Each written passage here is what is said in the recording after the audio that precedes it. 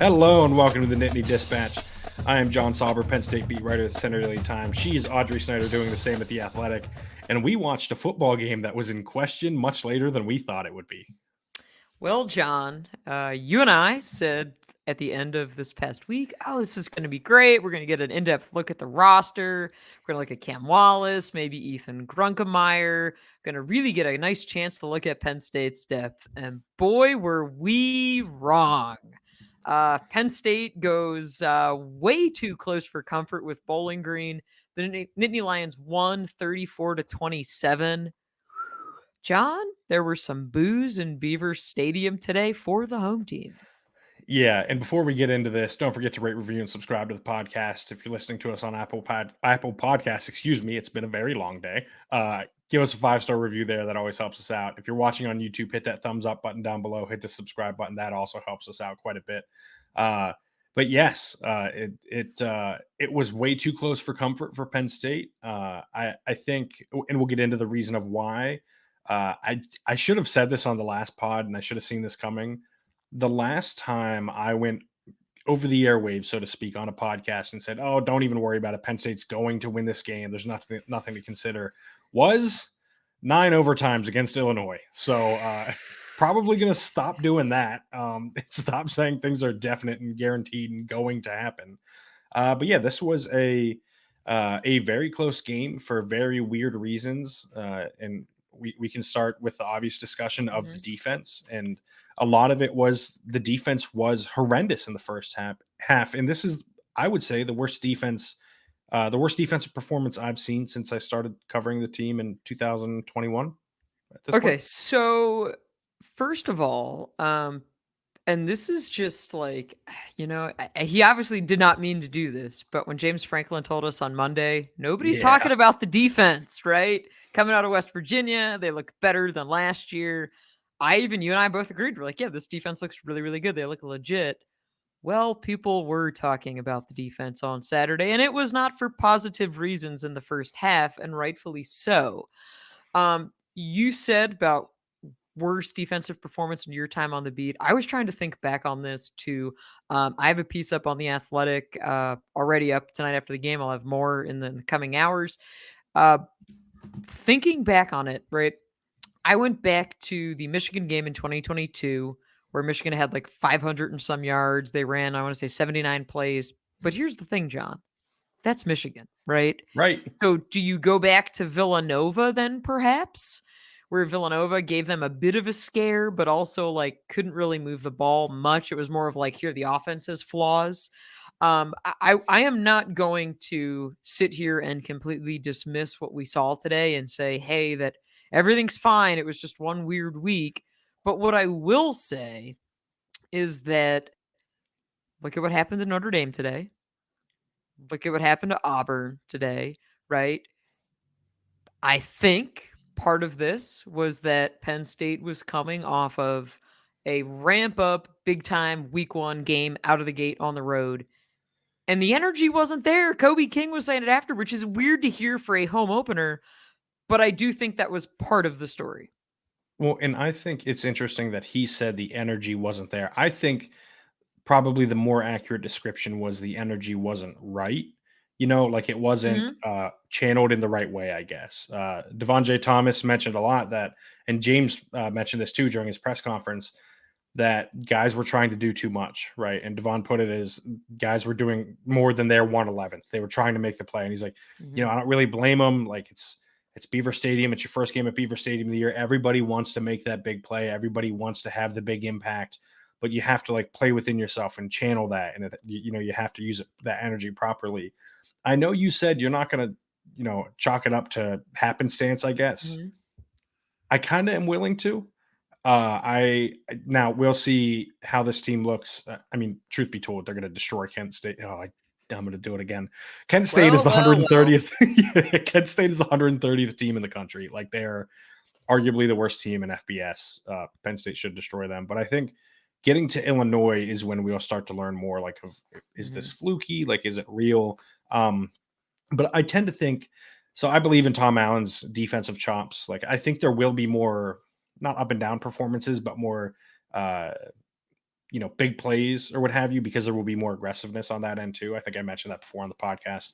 But I just think they came out with, whether it's a lack of energy or the wrong energy, or maybe it's unfair to call it selfishness, but like a little too like high on their own supply, I guess, right? Like a little Mhm. too, everyone's Yeah. trying to do their thing.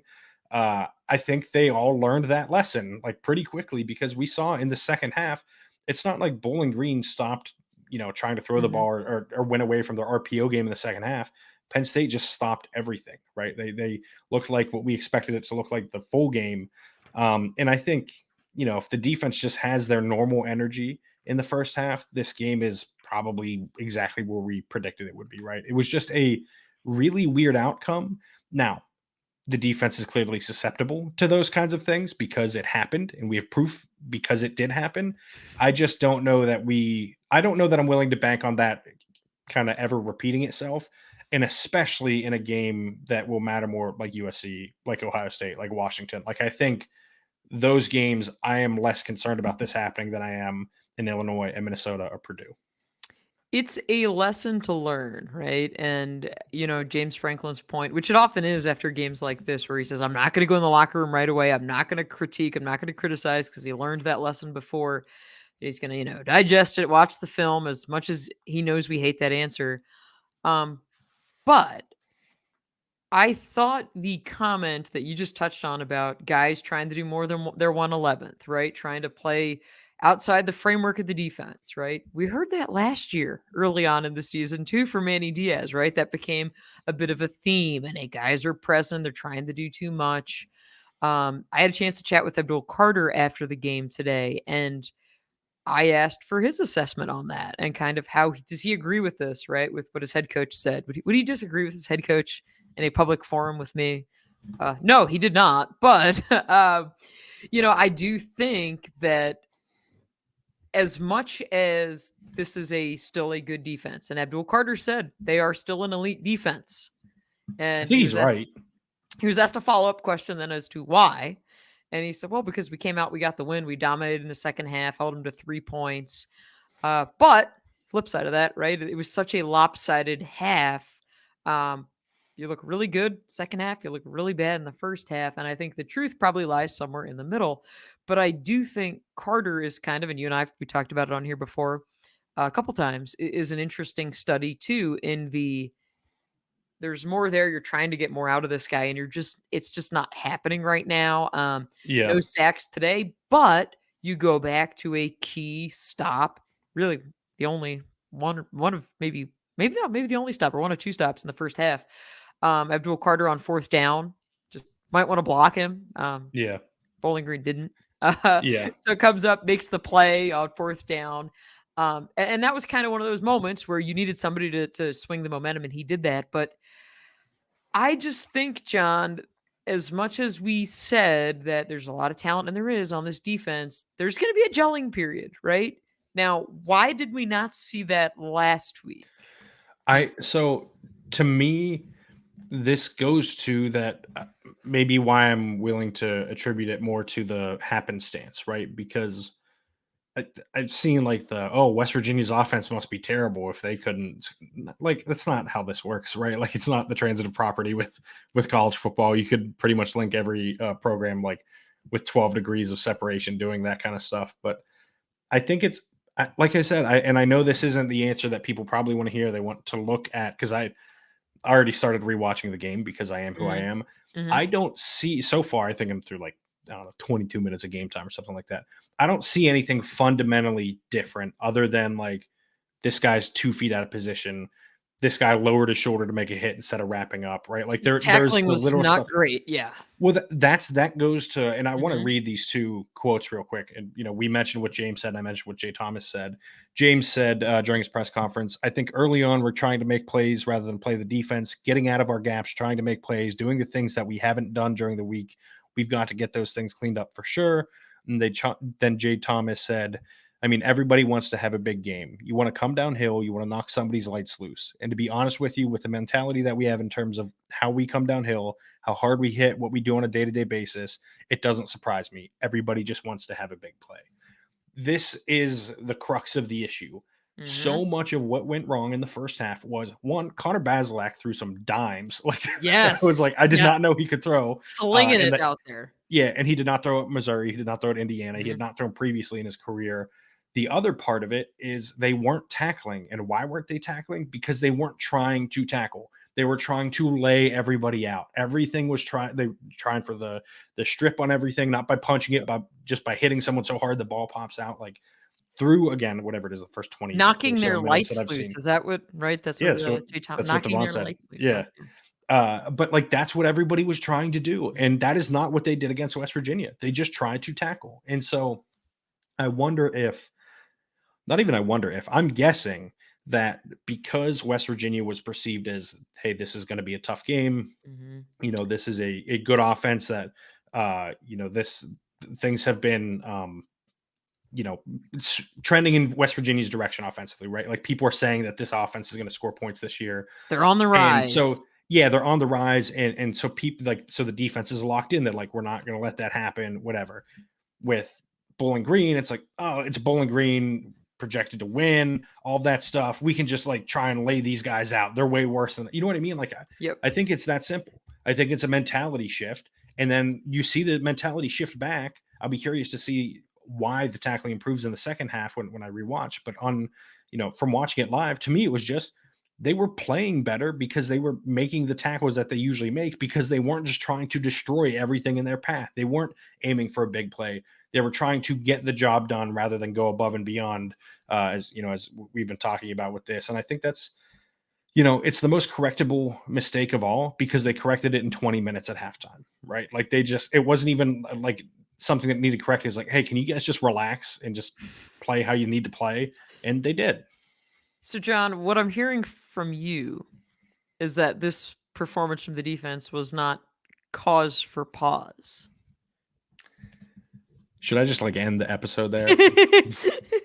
I want to be clear. No, while you were talking, I was pulling up a quote on my computer, which anyone watching us on YouTube probably saw me struggling to enter a password, which is pretty much my norm. Yeah, par for the course there. Par for the course. However, one of the things, to your point, that Kobe King said was that, yes, guys are trying to do too much. That's part of it. But to your point of like, he did not say that they took Bowling Green lightly. However, he said, hey, this is an opponent from a different conference, and guys are going to try some things differently. So, and, Talking around maybe. it. Yeah, exactly. So I, like to herd the elephant into the room as one does. And it's like, hey, here we go. Right. So I do think as much as the 1-0 mentality and all of this thing, and you got it plastered in the tunnel and the football building and on tweets. And I think most of them are off Twitter this year. They want to be off Twitter or something. It's human nature. There was a bit of a week one, all months and months building up to West Virginia to this. Like I do think there's a little bit of truth in that. However, you cannot roll out a half like that in a better game against a good opponent and expect to win the game, right? And I think that's the lesson learned. And Abdul Carter said, like, yeah, we came out and we got punched in the mouth. I mean, this was the first time, John. Did you know this factoid? I'm not sure if you're plugged in. It was First asked time before you in. got to the scrum, by the way. Yeah. Okay. So post-game interviews, and again, I'm bouncing around the room talking to people, doing my job, and I get to Devon J. Thomas, and I ask him about. I was like, "So this was the first time. This was my trivia question. First time in 28 games that Penn State had given up an opening drive touchdown. Right. So the Penn State defense has been very, very good on opening drives, especially for a long time." And I kind of asked him about that. And how do you like rebound? And he just kind of looked at me and was like, yeah, they all just asked that. But the answer that I got was that they didn't harp on that. They didn't panic, right? So I think that speaks to the veteran piece of this defense and the fact that you've got guys that have played a lot of football. As Devon told us, he said, yeah, I think we've got on our defense about 100 years of experience. And I said, is that an exact number? And he laughed. He goes, no, but I probably have 50 years myself, right? Great personality, by the way, like really a Yes. delight to deal with. Devon which has been a treat appreciate his it. entire career and has been Mhm. very helpful for us and very good with us the entire time he's been at Penn State. Like, just tells you, kind of shoots it straight, which was great. I also talked with Tony Rojas after the game a little bit and was asking him about the interception because they said that Tom Allen got up at halftime as he normally does, right? As DCs do. They talk to their players. And he said, "Listen, we're not playing up to the standard." Right? What is it, John? It's tackling, Tackling takeaways, effort, and I thought it effort. was So here's the thing. Uh-oh. This I need to Has he ask about changed this. his philosophy? Some players say tackling effort takeaways. Some say tackling effort toughness.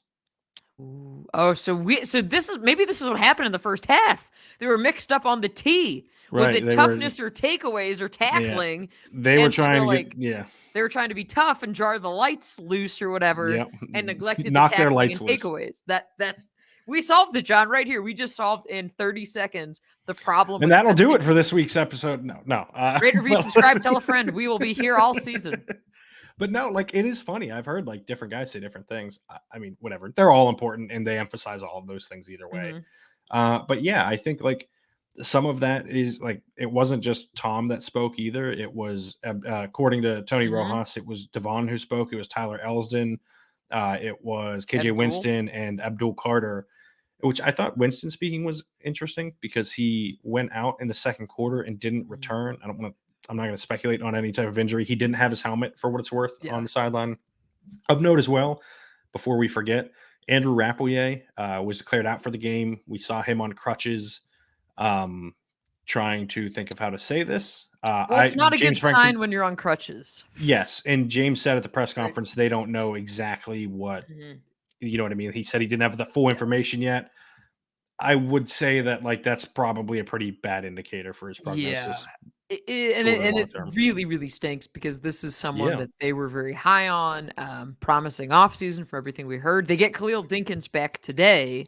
In limited, snaps. Limited capacity, but you get him back. You're running Luke Reynolds out there. And then, we see Rapplier coming off the field on crutches, which is never a good sign from my medical analysis as I've spent way too many hours on X scrolling about medical things with quarterbacks. Yeah, on Twitter. For one franchise that I care a lot about, being the Green Bay Packers. But by the way, I remember there was a conversation maybe about Jeff Hafley that we were having. Yeah, I'm sorry, John, you're cutting out. I can't hear you. Yeah, you're cutting out. Crazy.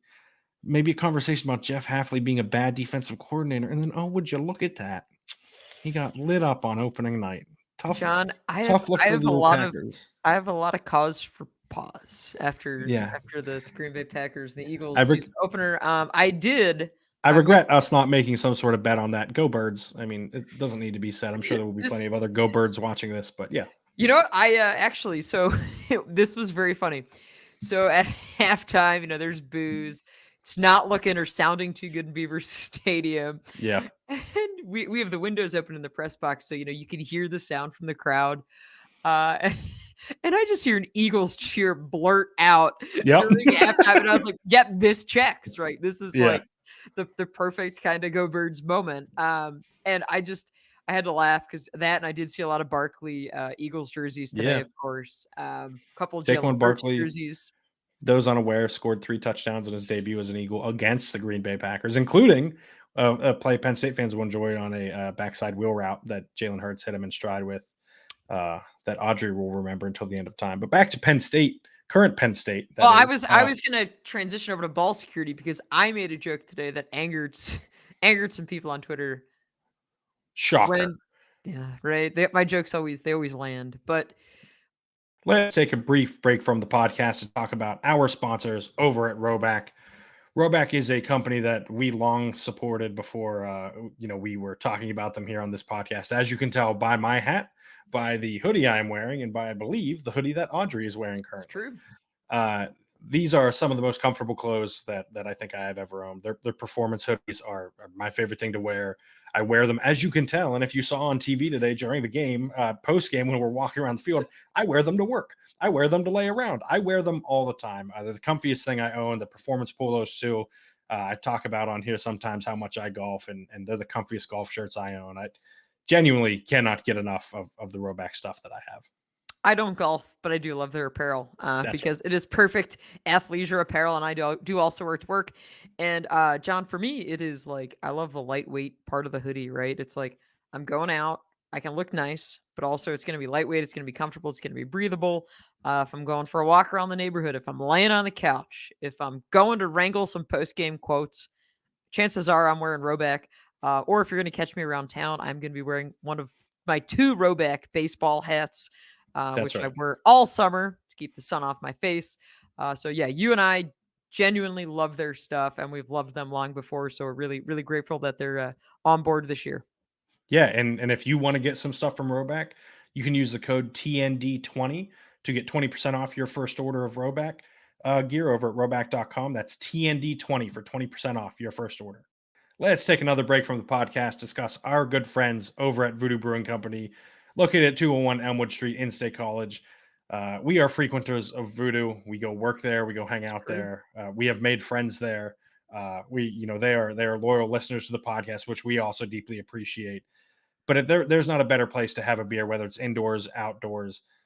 The vibe at Voodoo is, I would argue, better than any Impeccable. that I've been to in State College. It really is, and you can sit inside if you'd like and have good conversation, play board games, enjoy some good music. You can sit outside down by the stream and enjoy the nice weather. They have the fire heaters there during the winter once it gets cooled out to stay warm. It really is, just a year round, genuinely a fun place to be. Good food too. You can go in, get some food, grab a beer during the bye week, which is what I plan to do.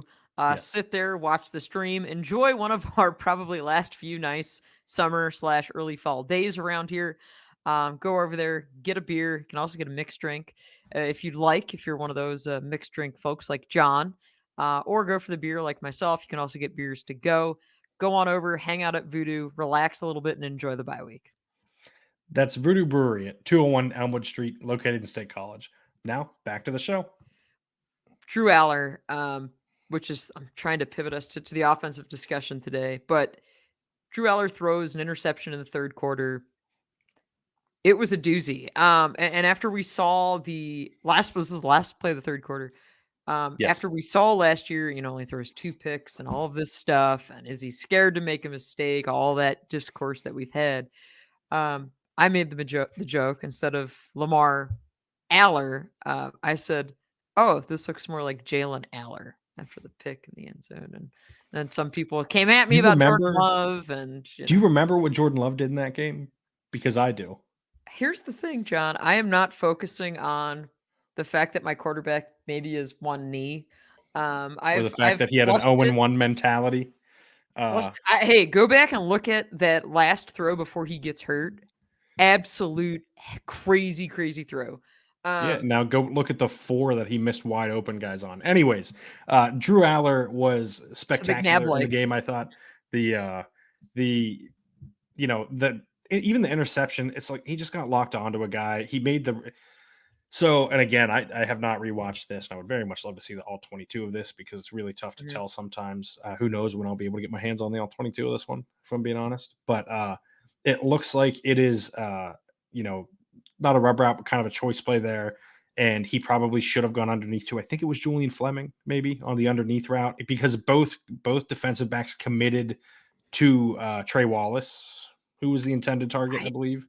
I was Yeah, buried this in is my laptop. Yeah, live story, yeah. late third Well, so quarter. Yeah. this is the thing too. I don't know if people know this. Like, you'll notice that I stopped tweeting, and I mean, not stop tweeting, but like I slowed Mhm. down my tweeting once I get to the third quarter because like Oh, yeah. we're writing a lot of the time, and so you're trying to do both. But I believe, if I remember correctly, it was intended for Trey Wallace, and I think it was Julian Fleming that was underneath, and he should have thrown the underneath ball either way, or he should have gotten rid of it. It was a quick read, get the ball out. Might have even been an RPO. I'll be curious to go back and watch that. We'll talk about that midweek, I Midweek. guess, considering Penn State's on bye this week already, and a little bit less to talk about on that front. But I think it's just like he made the wrong decision once, right? I thought he had like 2 or 3 throws all game that were bad, and that was one of them. And none of them were egregious. None of them were like Jordan Love missing someone on a comeback route that was wide open. But there were also these phenomenal throws from him.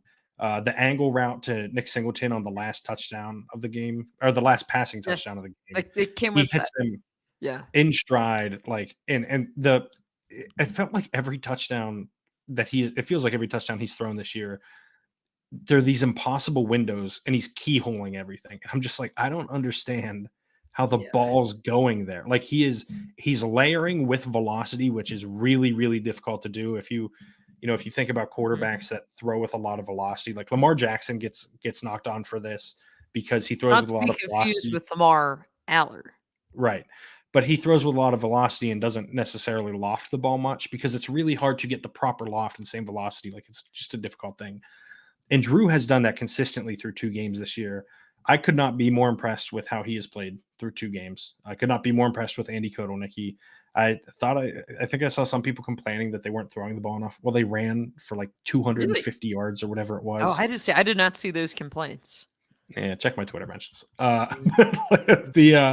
It was like they're running the ball too well to abandon it. They're not like there's no need to go heavy passing game. I understand, and I think and honestly, not even to knock anyone who had that criticism because I understand that feeling of when you are down or struggling, it kind of feels like you need to throw the ball to get it back into it. You know what I mean? So it doesn't spiral.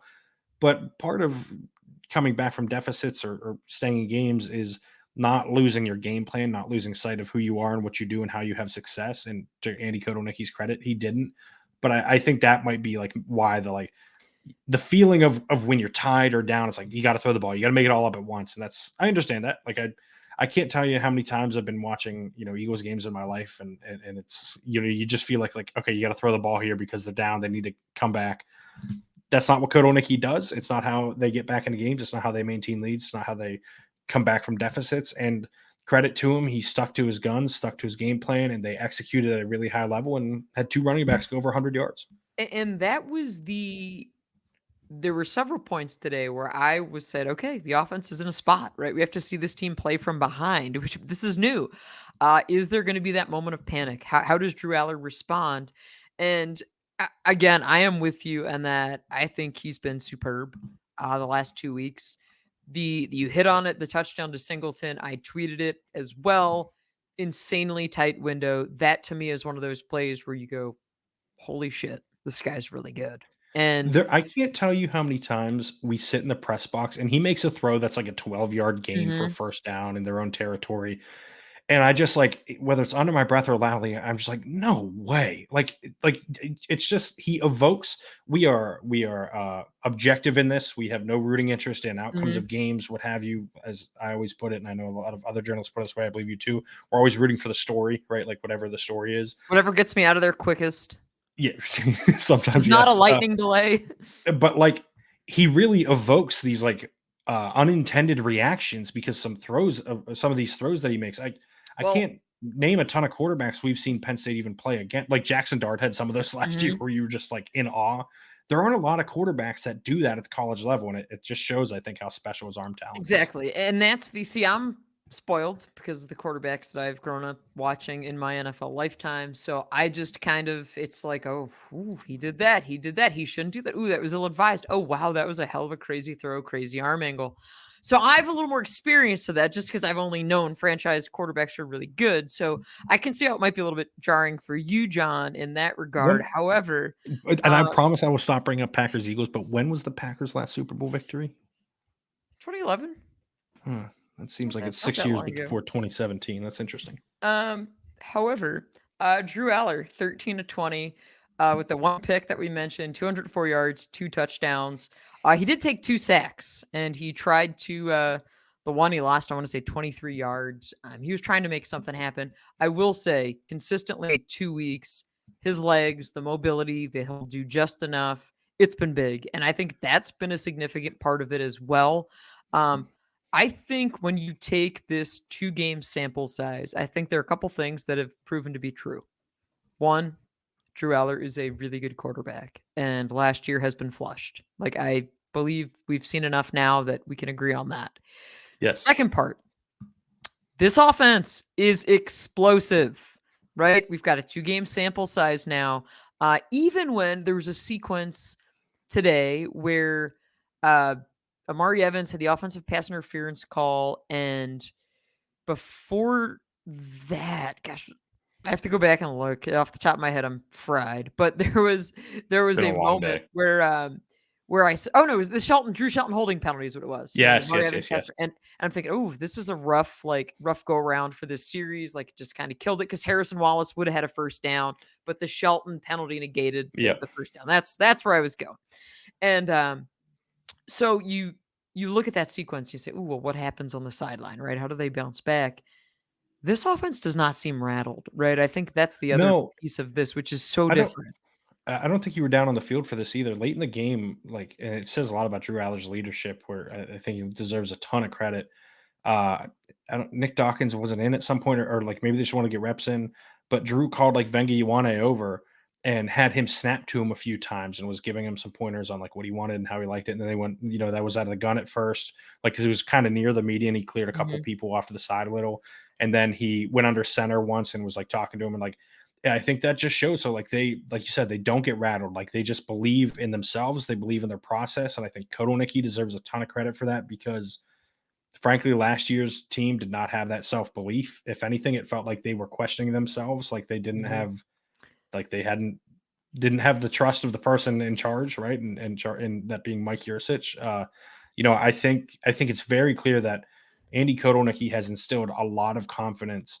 You mentioned, by the way, those two plays and like kind of the what ifs of them. There were two Mhm. that stood out to me. One, there was a deep ball to Trey Wallace that Drew Aller put Yes. on the money, and Mhm. like it was just like broken up. It's like, oh, what are you gonna do? Like, Yeah. like the DB just made a tremendous play.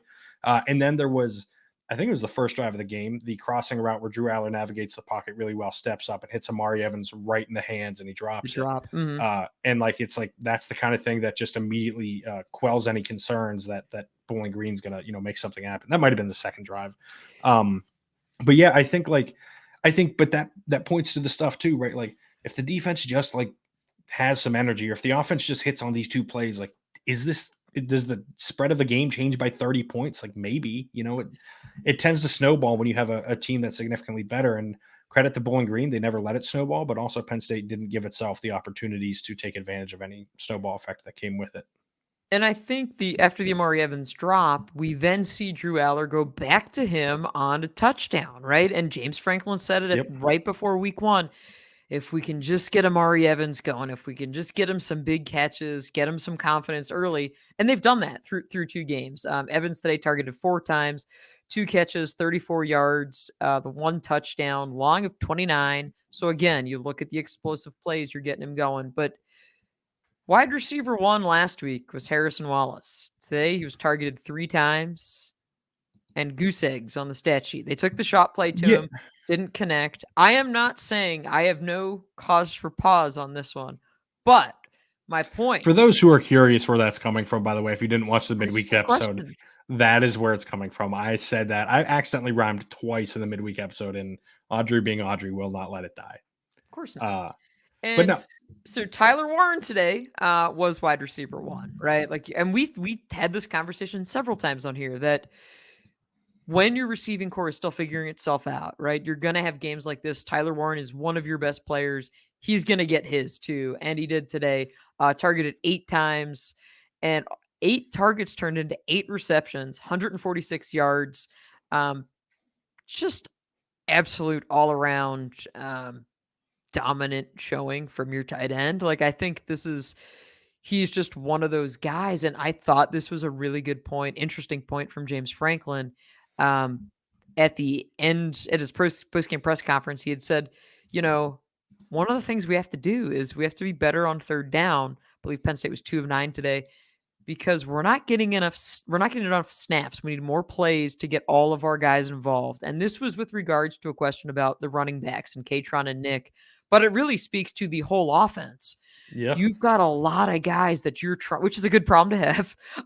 It was pretty good, like subtle flex, when you think about it. again, still hate good problem to have, but Oh, yeah, it's that's neither here right. nor there. Yeah, that's cause for pause, but it's a good thing when you have this many playmakers, despite the fact, John, Mr. Julian Fleming today, quiet day statistically.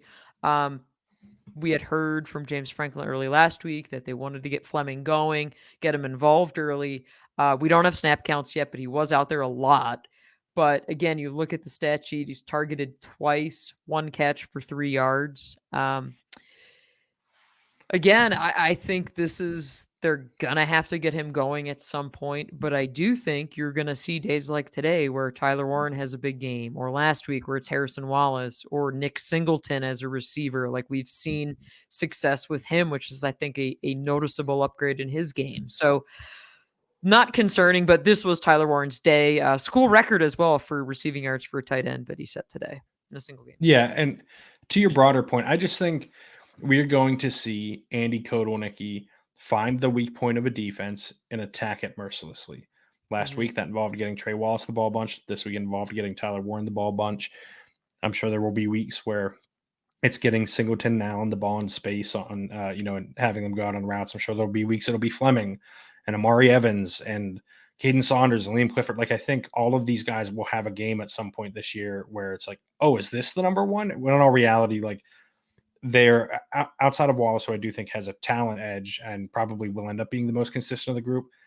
When you only pass the ball 20 times, like, a 10% target share isn't a lot for Julian Fleming, but it hops up to 20% if he has 2 of the ones that went to Tyler Warren. You know what I mean? Like, it's like Warren ate up 40% of their targets. Like that's going to impact everyone else. And so I think it's still not a ton of reason for concerns with him, with Clifford, with Saunders, with any of those guys. I just think it's what it's going to look like, right? They're not going to be like, okay, we got to feed this guy. This is how we win. It's okay. This is the guy this week that's getting fed because he has the matchup. We can use him in this way to take advantage of something. And, against better teams, against Ohio State, against USC, maybe they take away that first option. You have to go to the second option, but through 2 games, they haven't had to go to option number 2. Yeah. And to me, this is just, you're going to have this, but it's not a problem. I think it's, it just if anything, and I think, these running backs through 2 games too, like when I said earlier about the offense is explosive, Drew Allar looks really, really good. Same can be said about Nick Singleton. I have been wowed by Nick Singleton again this season. It was like freshman year Nick Singleton all over again. Looks different. His speed, when his burst, like, it is just special to watch. And I think they have him back fully locked in. And you say that, but then you go and you look at the stat sheet too, and you're like, oh yeah, Kaytron Allen, 14 carries, 101 yards, right? Singleton, 13 for 119. It's staggering. And you're gonna have you have so many different ways to beat teams with these playmakers. So I think it's really good that they're tapping into it at this point in the year. John, I do think there was a positive development with the field goal kicker. Your favorite subject. I just still don't think it matters all that much in the end. I think when you play Ohio State, you got to push the limits and go for it in those situations. But yes, we play Ohio State, but tell that to the fans at halftime that were ready to boo Penn. Not ready, they were booing Penn State against Bowling Green. I like I said, I would be pushing the envelope a ton. I still cannot believe. And by the way, this mattered in the end. I tweeted early in the game that, like, it probably won't matter because the game will be a blowout or whatever, something along those lines. But I can't believe Bowling Green took that field goal early. Had they scored a touchdown on that drive, had they succeeded, they would have been driving to tie the game and not settled for that field goal. Yep. Like that. That's what I'm talking about with these decisions, right? Like, field goals. And this is what I'm talking about, by the way, in the talent disparity, and not necessarily that the difference between Penn State and Ohio State isn't the same as the difference between Bowling Green and Penn State, but like, it's a talent disparity, and you need to win the math battle if that's going to be the case, right? If you're going to be out talented. And Bowling Green needed to win the math battle, and they didn't because they made the wrong decision there. Who knows? Maybe they don't get the field, or they don't get the touchdown there and they get blown out. Well, you lost anyways. You know what I mean? Like, you're giving yourself a chance. Yeah, tell that to that locker room, John. Bowling Green? Yeah, hey, you lost anyway. You did. You had a chance to win. John Sauber is now available as a motivational speaker, ladies and gentlemen. But pre- and post-game speeches by John. And now, butterfly effect and all of that aside, like, and I know that's obviously important here, but if you go for it, you're in position to win the game late if it plays out the same way. Like, and I think that's what I'm talking about. But still good to have Sanders Hyde make those field goals, make extra points, like get him some confidence. So if you do need to call on him, he is in position to make a field goal when the time comes. But yeah, I just like I said, this is a philosophical thing, a hill that I'll die on. I was clamoring to go back to that Eagles Packers game for the Eagles to go for it on 4th and 2 or 4th and goal from the 2-yard line before the offsides penalty in the Friday night game, because I think you try to put the game away there. You try and win it on your terms. And no, I'm like with I you said, on that. Yeah, I thought it was a really dumb decision by the Eagles, because even if you go for it, right, and you don't get it, you're saying, hey, Jordan Love, you got to go 99 yards. well, not even 99 in field goal range, but either way, it's 70 yards, right? Yeah, Like but it's John, 70 yards this goes and past and the kicker's not field good. goal Yeah, kicker. but this is what I mean. Kickers, Like man.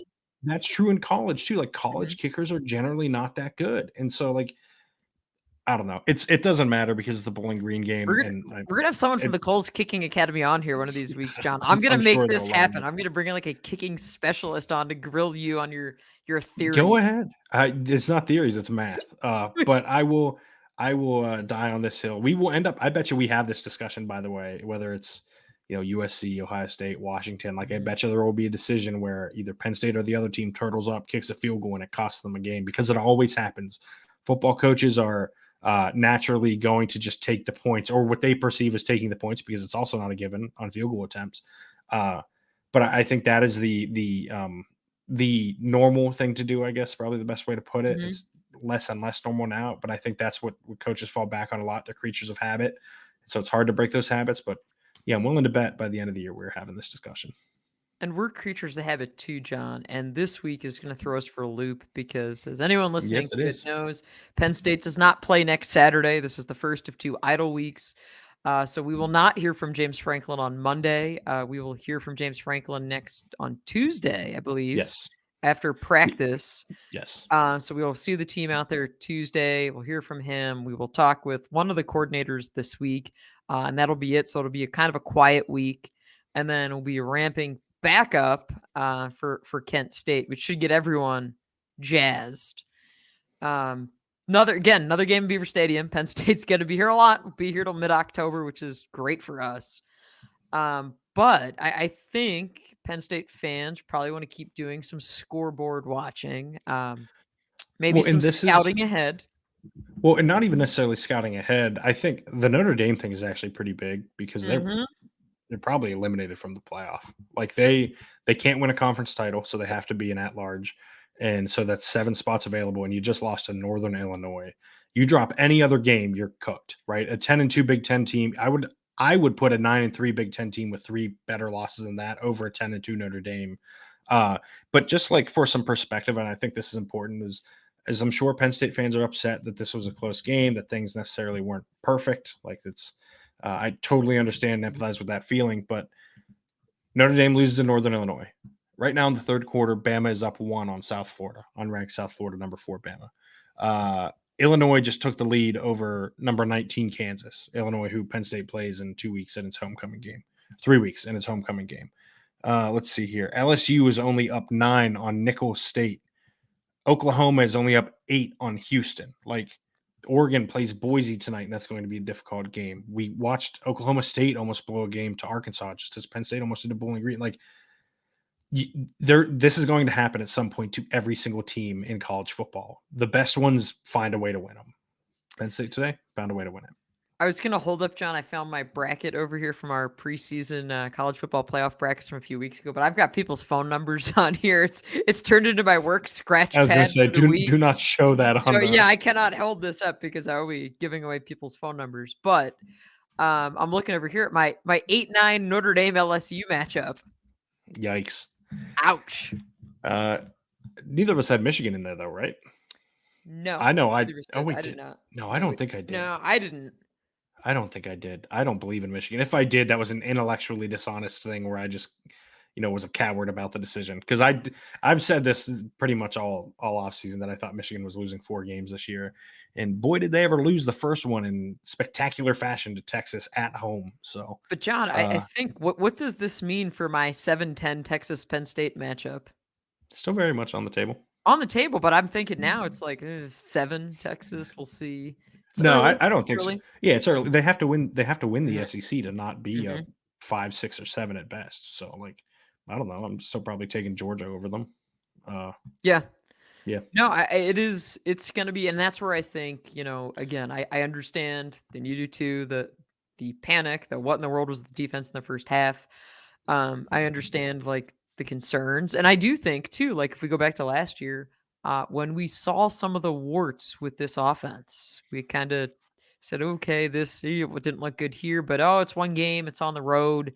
Was it Northwestern or wherever we were last year that was like, this is a little dicey. No, it wasn't was it Northwestern? No, it was Northwestern. It was yeah, North, it was yeah, and it was Northwestern. one of those. It's like, this was maybe a red flag. In hindsight, it should have been. I don't know if I don't I'll think die on that today hill is too. that. Like, I don't think I don't think today is that for this defense. It was just a weird Yeah. day. It was overcast. Gosh, I felt like I was asleep till about the first quarter, just from it was raining this morning, and thankfully the noon rain kick. stopped. I Noon hate 'em. kick. Like, yeah, it was a weird day for us too.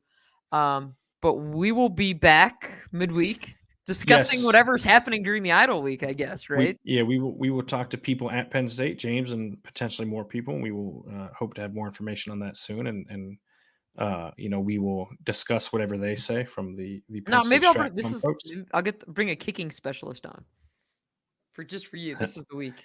If you want to watch me get into an argument with someone for 45 minutes, and I will, like I said, I'll die on that hill.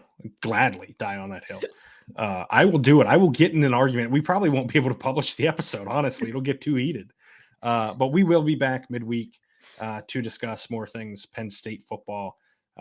As Audrey said, no game this coming week, but we'll still be here with one episode during the week before I go watch Ole Miss Wake Forest at Winston-Salem because I can't get enough of the sport. Before I put a privacy panel up in my yard. Yeah. Big weekend. We have very different plans. But until then, if you want to read Audrey's writing from the game, you can find that at The Athletic. You can find her on Twitter at OddSnyder4. You can find me at CenterDaily.com. You can find me on Twitter at John Sauber. Audrey mentioned before that she has a post-game story up. I have a post-game story up, too, about the defense learning a lesson in this game, which I would be surprised if a lot of us didn't write about, frankly, because that's how this played out and that's what happened. Yeah, don't forget to rate, review, and subscribe to the podcast on Apple Podcasts. Hit the subscribe button down below if you're watching on YouTube. And until next time, thank you for tuning in. Have a great day.